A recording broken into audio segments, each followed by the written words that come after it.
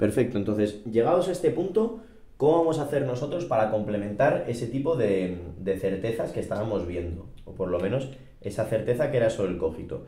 Decimos, ¿solo existe esa certeza? Es decir, ¿podemos dudar de todo lo demás? Bueno, hay autores que piensan que no. Uno de ellos es Balmes. Anterior a Descartes, por cierto. Perdón, posterior. Entonces, Balmes lo que defiende es que existen determinados ámbitos y sí, Descartes acierta en ese ámbito defendiendo que el cogito ergo sum es una certeza, pero hay muchos más ámbitos posibles y por tanto otras certezas posibles. Entonces vamos a ver qué ámbitos hay. Ponemos ámbitos. Esto se hace bastante fácil con una tabla. Ámbitos. La certeza para cada ámbito. Certezas. Y aquí los posibles ejemplos que podríamos poner, ¿verdad? De tal manera que podríamos hacer una tabla tal que así.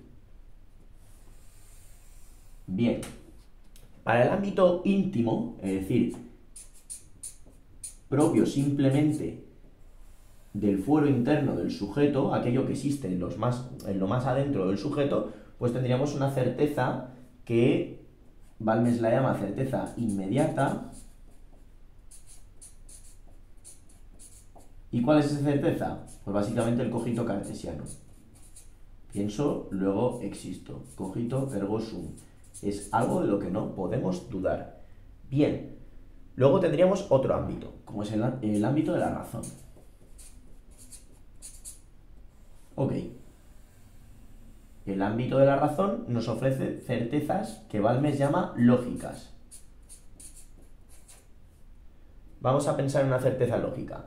La siguiente. 1 más 1 es igual a 2. Eso es una certeza en Balmes. En Descartes no. Podemos llegar a dudar de ella por el argumento del genio maligno. Pero en Balmes, esto es un juicio del que no podemos dudar. Otro, si decimos, la línea recta es la distancia más corta entre dos puntos. Ahí también estamos hablando de una certeza, es decir, algo de lo que no existe duda posible. Y es una certeza en este sentido de carácter lógico, del ámbito de la razón. E incluso, ya volviendo al anterior trimestre, podríamos hablar del principio de no contradicción, que defiende que una cosa no puede ser esa cosa y su contraria a la vez, P y no P. Eso también es una certeza. Es decir, algo en torno a lo que no existe duda posible. Vamos a ir a otro ámbito. Este ámbito es el empírico. Empírico viene de experiencia. Entonces, el ámbito empírico nos ofrece certezas que también llamamos empíricas. Una certeza empírica que podemos tener. La cartulina está manchada. Bastante, por cierto, no entraba dentro de mis planes, pero bueno, ¿qué le vamos a hacer? El hecho de que la cartulina esté manchada es algo que nosotros estamos observando perfectamente y una cosa de la que no podemos dudar. Es decir, para Balmes el conocimiento que obtenemos mediante los sentidos es absolutamente verdadero. Es decir, no podemos dudar de él. Si nosotros decimos la cartulina o la manzana es de color crema o la manzana es roja, pues estamos ahí ante una certeza del ámbito empírico, una certeza empírica. El rotulador pinta en negro, pues también es una certeza de carácter empírico. Vamos a otro aspecto, u otro ámbito, que es el último de ellos. Ámbito moral. El ámbito moral nos ofrece, vamos a decir, certezas que de Balmes llama de hecho. Estas certezas de hecho están basadas en un consenso amplio.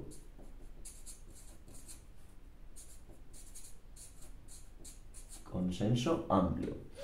Es decir, que sostiene que hay un acuerdo muy general en torno a que eso es así. Me explico. Imaginaos que vais a la Antártida. En caso de encontraros un animal, pues seguramente sería un pingüino. ¿Por qué? Bueno, todos tenemos la certeza de que la Antártida alberga pingüinos. Los pingüinos viven en la Antártida.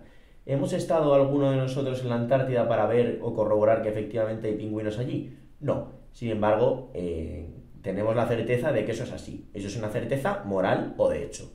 No es una certeza empírica porque de momento no hemos visto el pingüino allí. En el momento en que vayamos y lo veamos, pues entonces sabremos que efectivamente eso es así. Entonces, nosotros con esto lo que hemos hecho ha sido ya ver los tipos de certeza que podemos encontrar, de tal manera que pasamos, vamos a decir, a otro subtema, aún más amplio si cabe, que gira en torno a los orígenes de esa certeza. Orígenes.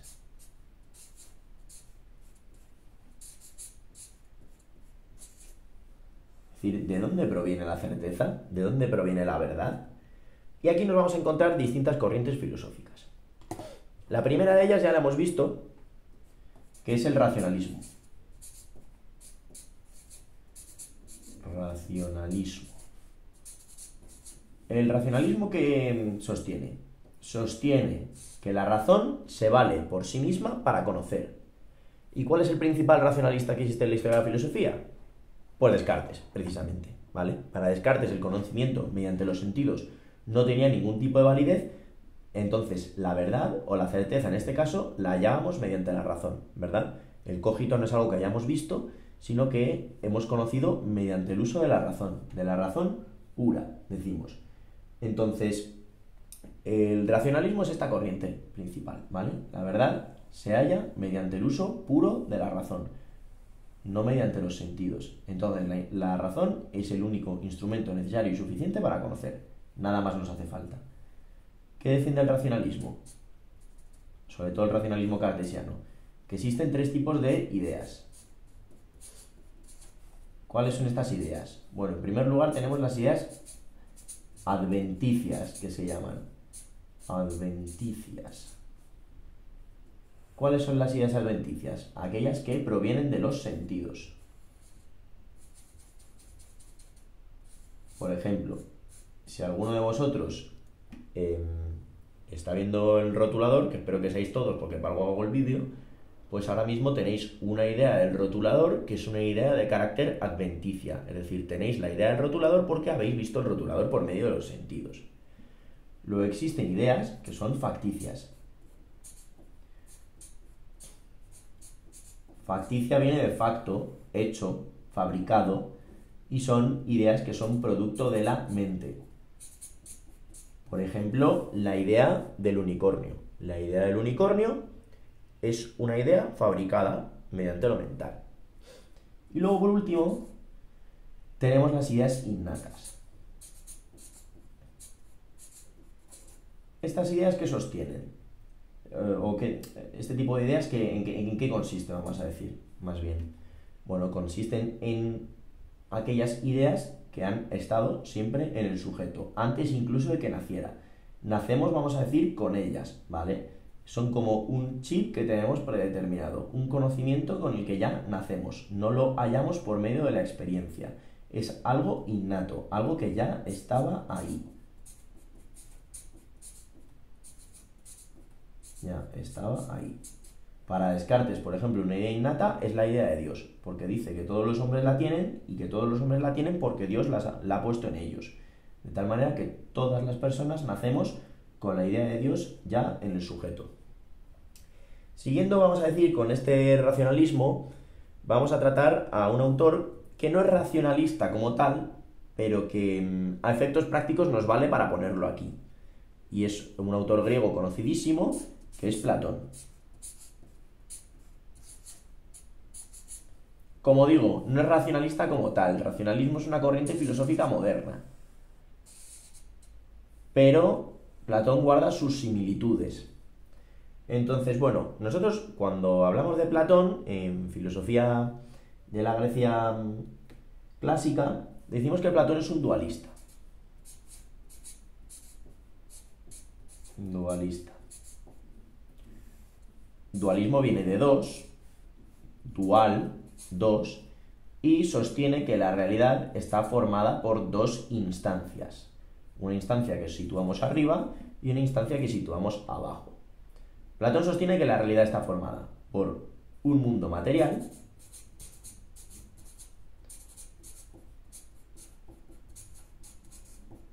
y por el mundo de las ideas.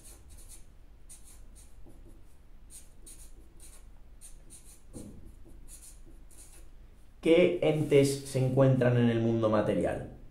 Pues los entes materiales, es decir, los que ocupan una determinada extensión, como este rotulador, o los que se pueden ver mediante los sentidos, que a su vez son entes que cambian o que mueren, en caso de que sean, por ejemplo, seres vivos como los cuerpos, ¿verdad? Entonces, ¿estáis viendo esta cartulina? Sí. ¿Esta cartulina ocupa un espacio determinado? Sí. ¿Esta cartulina sufre cambios? Visto lo visto, pues también. Entonces, esta cartulina pertenece al mundo material, que hemos dicho que es imperfecto porque cambia, mortal y cambiante,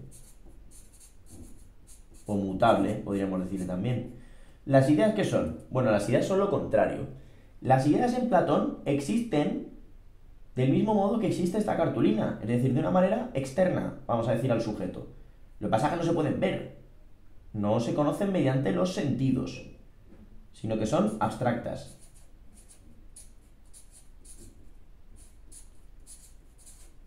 ¿Cambian? No, no cambian, entonces son inmutables. Y también son perfectas.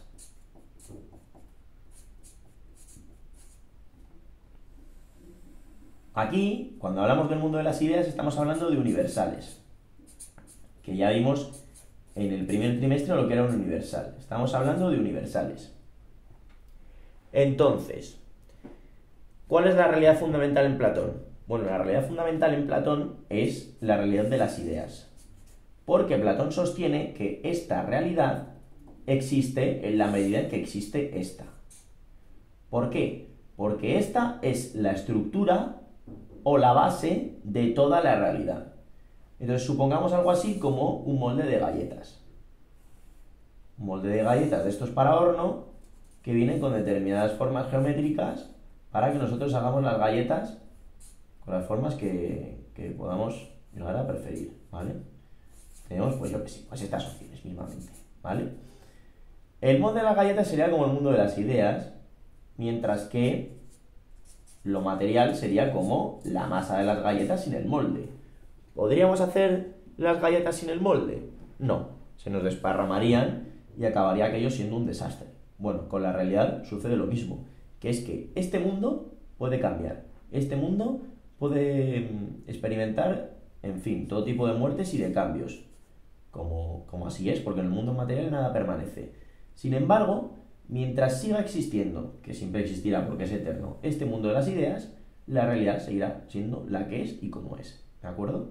Entonces lo principal es el mundo de las ideas, no el mundo material. Lo principal son los universales, no el mundo de los particulares. Y con eso podemos pasar a lo siguiente en Platón, que es su antropología. Antropología significa el estudio del hombre. Vale, llegados a este punto, hemos diagnosticado que en Platón existe un dualismo mediante el cual pues, podemos hacer una diferenciación entre dos realidades, el mundo de las ideas y el mundo material. Ahora vamos al hombre. El hombre en Platón también es un compuesto de dos sustancias, vamos a decir. El cuerpo, que en griego se dice soma, y el alma, que en griego se dice psique. ¿El cuerpo cómo es? Bueno, es mutable. ¿Cambia? Por supuesto que sí. Que significa precisamente lo mismo que mutable. También es mortal, porque puede morir, ¿verdad? Entonces, pues no es eterno, sino que es imperfecto. Imperfecto. ¿Cómo es el alma? El alma ocupa una extensión, como lo puede ocupar el cuerpo. Fijaos, mi mano ocupa un espacio determinado, es porque mi mano es material, naturalmente. Bueno, el alma no ocupa una extensión. El alma tampoco se puede ver, el cuerpo sí se puede ver mediante los sentidos. Entonces, ¿el cuerpo a qué decimos que pertenecerá? Pertenecerá al mundo material, mientras que el alma, por las características que tiene, decimos que más bien pertenecerá al mundo de las ideas. De tal manera que extendemos la flecha y decimos que pertenecerá al mundo de las ideas. Si el alma ha estado en el mundo de las ideas, decimos entonces que el alma tiene el conocimiento.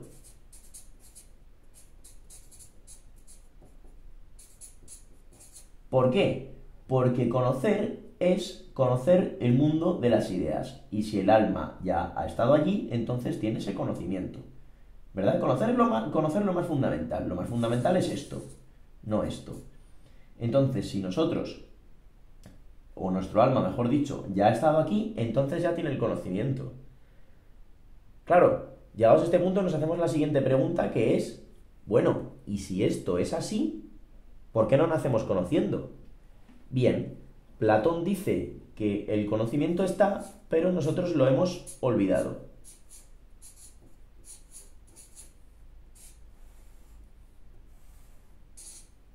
Ese conocimiento de las ideas, ese conocimiento universal. Entonces, ¿qué tendremos que hacer? Pues recordarlo. Recordarlo. Entonces, en Platón, conocer es recordar. Un proceso que, por cierto, se llama reminiscencia. Que es un proceso que, si os dais cuenta, pues lógicamente tiene todo el sentido del mundo. Si el alma no es material, ¿dónde ha tenido que estar? Pues ha tenido que estar en el mundo de las ideas. Y si está en el mundo de las ideas, que es donde es el verdadero conocimiento, pues entonces tiene el conocimiento. Y nacemos sin él. Entonces, pues, ¿qué tenemos que hacer? Pues recordarlo. Recordarlo, ¿de acuerdo? Entonces, el conocimiento en Platón, si volvemos a este esquema, nos damos cuenta de que es innato. Es decir, ya está ahí antes de que naciéramos, ya estaba en nuestro alma. Entonces, el conocer es un proceso de recordar el conocimiento que estaba en el alma y que hemos olvidado. Y aquí llega el famoso mito de la caverna de Platón, que nos pone en la situación de que hay unos esclavos que toda la vida han estado en el fondo de una caverna viendo las sombras que se proyectan de un fuego en el fondo de esa caverna. ¿Los esclavos qué piensan? Bueno, piensan que esas sombras es toda la realidad. ¿Qué sucede cuando uno logra desencadenarse y sale fuera? Se da cuenta de que la realidad es otra, completamente distinta, y que lo que estaban viendo es una minucia, en comparación a lo que verdaderamente existe fuera de la cueva. Bueno, aquí lo que pretende Platón es decirnos que nosotros somos los esclavos que estamos en el fondo de la cueva, creyendo que conocemos todo, cuando en realidad simplemente estamos conociendo el mundo material y estamos dejando la verdadera realidad de lado, que es la realidad de las ideas. Es decir, la realidad que está cuando nosotros salimos de la caverna. ¿Ok? Entonces eso pretende ejemplificar el mito de la caverna de Platón, que es un mito, es una comparativa, ¿vale? Que pretende, pues, poner de manifiesto un problema. Bueno, pasamos a otra corriente distinta. Una corriente que, en torno a la pregunta sobre el origen de la certeza, ya no opta por la vía de la razón, sino que opta por la vía de la experiencia. Y esa corriente se llama el empirismo. El empirismo. Dentro del empirismo es muy famoso un autor que conoceréis por otras asignaturas, que es John Locke. Seguro que en historia lo habéis dado, pero nosotros nos centraremos en otro que, aún así, también es famosísimo, quizás más aún dentro del empirismo, que es David Hume. Bueno, David Hume es empirista, es decir, sostiene que el conocimiento empieza y termina en la experiencia. Es decir, todo conocimiento proviene de la experiencia, absolutamente todo. Es decir, no hay ningún tipo de conocimiento innato ni ningún tipo de conocimiento que nosotros conozcamos por medio de la razón, sino que todo proviene de la experiencia, es decir, de el haber visto algo, como sucedía en este proceso. Todo conocimiento sucede de ese modo, no al contrario. Entonces, Hume sostiene lo siguiente, que es que cuando nosotros tenemos una experiencia, tenemos una impresión de algo. Impresión. Impresión ya era una palabra que habíamos utilizado. Por ejemplo, vuelvo a voltear la cartulina y vemos que aquí existe una impresión de la manzana que se ha generado cuando este objeto ha afectado a un sujeto que es pasivo, generándole esta imagen en su cabeza, vamos a decir, o en su fuero interno.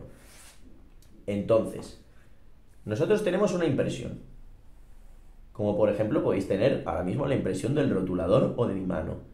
Si yo ahora mismo quitara el rotulador, vosotros podríais recordar cómo es el rotulador, pero de manera menos nítida. Bien, entonces podríamos decir que sobre la base de esa impresión se ha generado una idea.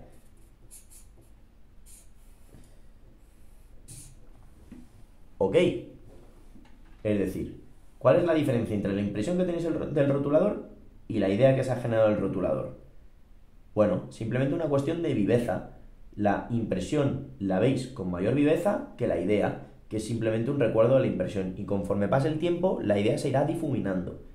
Pero entonces, toda idea que proviene de una impresión, podemos decir que para el empirismo es una idea correcta, mientras que las ideas que no provienen de una impresión es una idea falsa.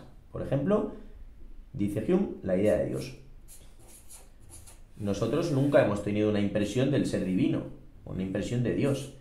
Entonces, para Hume, eso no es una idea correcta o que nos aporte algún tipo de conocimiento. Entonces, en este sentido, si volvemos a esta diferenciación entre las ideas, vemos que hay ideas adventicias, que son las que provienen de los sentidos, que son aquellas que para Hume sí tienen validez, e ideas facticias, que son aquellas que ha construido la mente, que para Hume no tienen ningún tipo de validez porque no provienen de una impresión. Aquí no hay impresión alguna. ¿Qué pasa con las ideas innatas en Hume? Bueno, pues que directamente no hay. Hume considera que el ser humano es una tabula rasa, es decir, una tabla vacía, una hoja en blanco. Entonces ya no tenemos ideas predeterminadas en nuestra cabeza, sino que simplemente vamos rellenando esa hoja en blanco mediante contenido de la experiencia. Por tanto, lo que hace Hume realmente con esta filosofía es crear una filosofía muy escéptica. Es decir, una filosofía que se presta mucho a la duda. Por ejemplo, la filosofía generalmente había pensado en la sustancia, hablando en términos metafísicos. Bueno, la sustancia, para Hume, ¿existe o tiene algún tipo de validez? Bueno, solo nos tendríamos que preguntar, ¿tenemos una impresión de ella? No. Entonces, pues la sustancia no existe, ¿verdad? No existe, simplemente. Dios, hombre, no llega a afirmar que no existe como tal, pero sí que no lo podemos conocer, porque tampoco proviene de una impresión. Y aquí llegamos a la crítica más conocida de David Hume, que es la crítica a la causalidad, al concepto de causa. Para Hume la causa no existe, y él lo argumenta de esta manera. Una causa consta de dos partes. Un fenómeno o suceso 1 y un fenómeno o suceso 2. Por ejemplo, yo suelto el rotulador, fenómeno 1, el rotulador se cae, fenómeno 2. ¿Qué tenemos aquí? Bueno, que generalmente se ha entendido que entre medias de estas dos cosas hay algo llamado conexión necesaria, que lo que hace es garantizarnos que siempre que ocurra el fenómeno 1, ocurrirá el fenómeno 2. Y eso es una causa. Una causa son dos fenómenos unidos por una conexión necesaria. Entonces, yo suelto el rotulador se cae. Y entonces entendemos que siempre que suelta el rotulador se va a caer, porque hay una conexión necesaria entre medias. ¿Qué opina Hume? ¿Tenemos una impresión de esta conexión necesaria? No, realmente no. Nosotros lo único que vemos es el fenómeno 1 y el fenómeno 2, nada más. De veras, no vemos nada más. Por tanto, ¿qué sucederá? Bueno, sucederá que la causa simplemente es una idea facticia humana, es decir, una creación de la mente que está basada en la costumbre, en el hábito, en la costumbre. Costumbre. Es decir, vosotros estáis acostumbrados a que cada vez que yo suelto el rotulador cae, pero no tenéis una impresión de esa conexión necesaria, de tal manera que ¿qué os garantiza que la próxima vez que yo suelte el rotulador no vaya a caer? Pues en realidad nada, ¿vale? Simplemente pues estáis acostumbrados a que eso suceda y entendéis que eso va a suceder así siempre. ¿Qué pasa también, por ejemplo, con otro fenómeno como que es que salga el sol? ¿Qué os puede garantizar que el sol va a salir mañana? Pues tampoco nada, creemos que va a salir mañana porque estamos acostumbrados a que sea así siempre. Entonces, de esa manera el escepticismo, el empirismo, perdón, de Hume nos lleva a un escepticismo radical. Un escepticismo que nos hace dudar de cosas que para nosotros son tan evidentes que existen como la causa. Y por tanto ya pasaríamos al siguiente autor. Que el siguiente autor lo vamos a enmarcar en otra corriente que la vamos a llamar idealismo.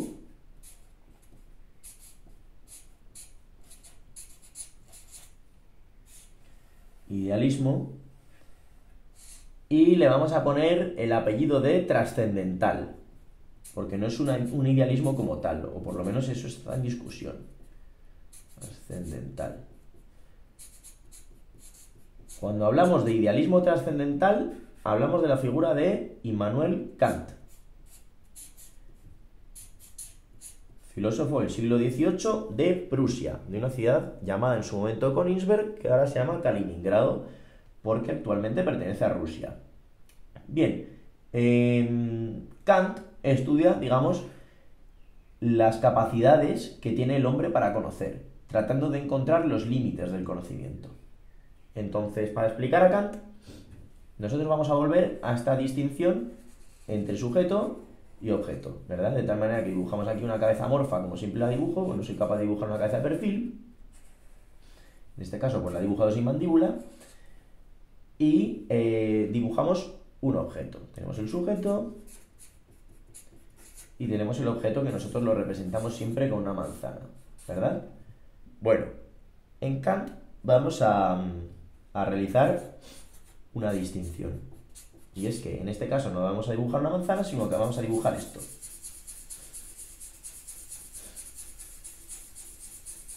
Si yo os preguntara, ¿qué es esto en la realidad?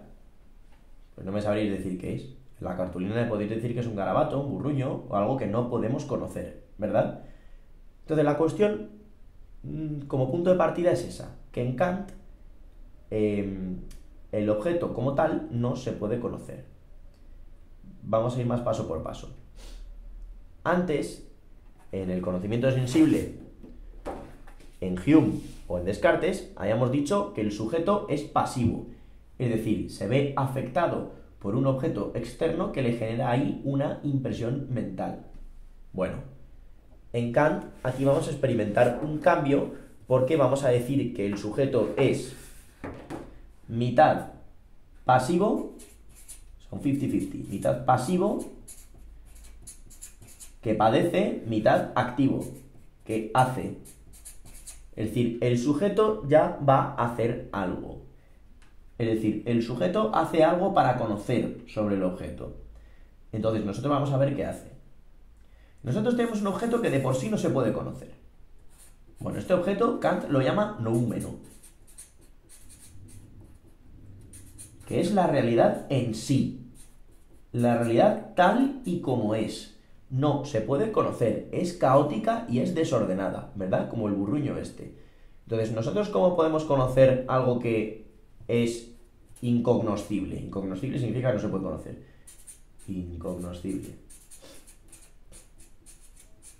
Bueno, pues tendremos que hacer algo. Por eso decimos que el sujeto es activo. Entonces, el sujeto hace algo sobre el objeto. Y eso que hace es poner el espacio y el tiempo.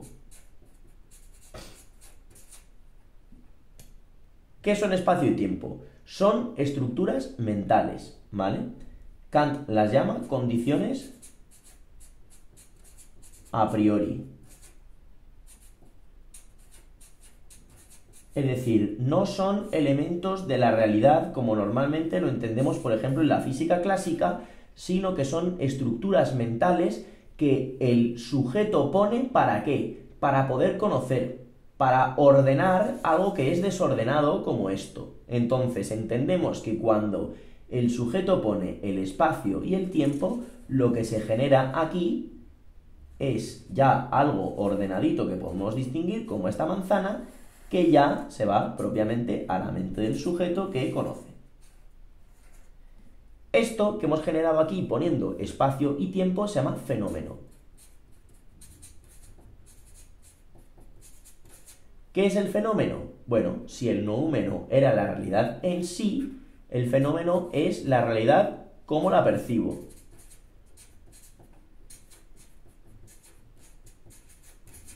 Es decir, es la realidad como la percibimos tras haber puesto el espacio y el tiempo, que son estructuras o condiciones a priori que ordenan esto y posibilitan que se genere esta imagen o fenómeno y que ya nosotros podamos conocer. Entonces el fenómeno, una vez se ha establecido habiendo puesto espacio y el tiempo, ya afecta al sujeto y le genera una imagen mental, y esto es propiamente un conocimiento. Entonces por eso decimos que en Kant el conocimiento es mitad pasivo y mitad activo, precisamente por eso. Bien, para ejemplificarlo de una manera sencilla, vosotros imaginaos una cámara de fotos. ¿Una cámara de fotos qué es? Bueno, es un elemento que es absolutamente pasivo. La cámara no hace nada. Lo único que hace es recoger una determinada imagen, ¿verdad? Que ha percibido desde fuera. Entonces, nosotros podríamos tener aquí una cámara y la cámara lo que hace es recoger imágenes, como podría ser la imagen de un árbol. Entonces la cámara se está viendo o de unas montañas. La imagen que se está generando es simplemente porque la cámara se está viendo afectada por algo que existe de fuera, como el árbol y como las montañas, ¿de acuerdo?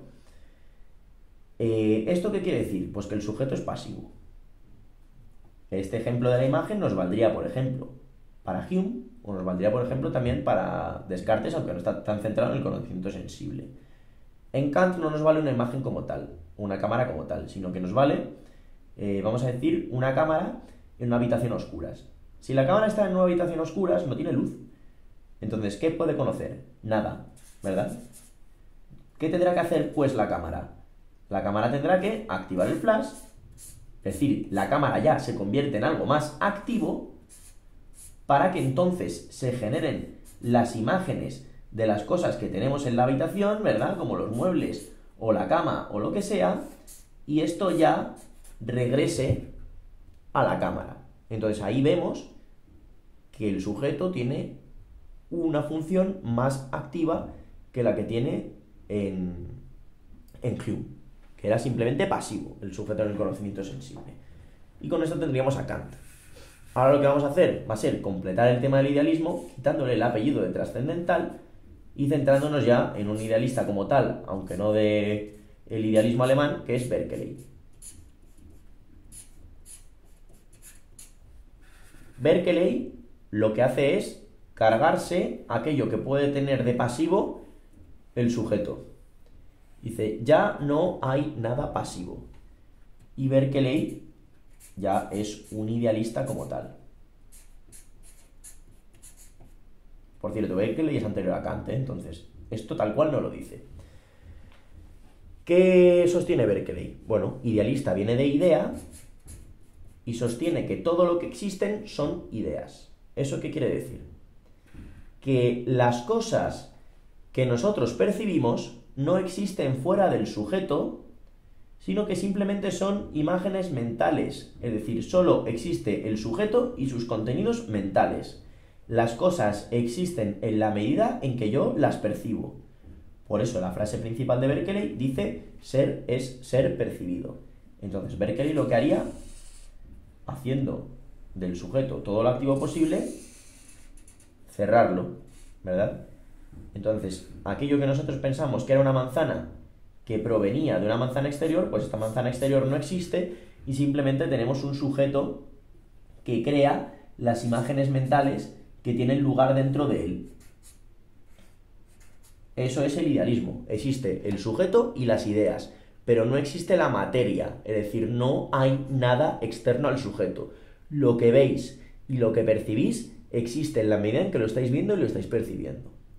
De todos modos, tampoco ya es preciso indagar mucho aquí porque, en fin, pues a ver que ya le habéis conocido por medio del tema de la exposición. Así que si con esto, que ya sé que ha sido muy largo, pero bueno, os ha podido servir para estudiar, pues mucho, mucho mejor, ¿vale? A mí en realidad me ha llevado un montón de trabajo porque el último vídeo que grabé, pues no se registró el audio, sabe Dios por qué. Sigo buscando la pista de audio, no está vacía. Así que voy a rezar un poquito para que no me haya pasado lo mismo. Si queréis os enseño la otra cartulina. Y pues nada, pues ahí tendríamos ya el vídeo pues absolutamente finiquitado. Fijaos, la otra cartulina está aquí. Podéis elegir cuál os gusta más.